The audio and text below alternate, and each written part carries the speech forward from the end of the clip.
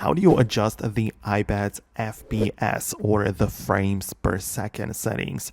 So let me explain to you how it works, but before we get started, most definitely subscribe for more tutorials and guides like this one.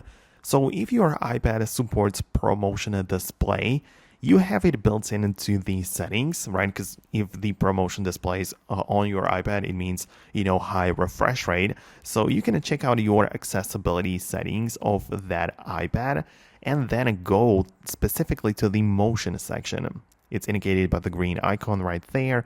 And at the bottom entirely, we have the limit frame rate settings. So this sets the maximum frame rate of the display to just 60 frames per second. So this is how you can adjust the iPad's FPS specifically.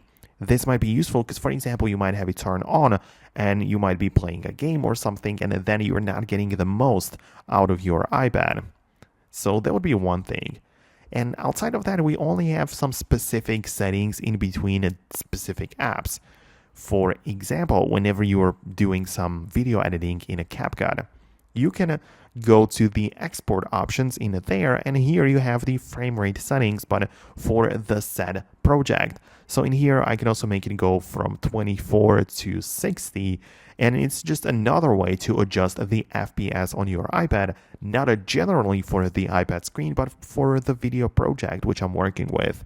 So I'm pretty sure that some other apps might have it dedicated in the settings as well, or you might find it somewhere in there. But yeah, I'm gonna wrap up the video right now. If you have some other questions or thoughts, let me know below in the comments. Thanks a lot for watching, and I'll see you later.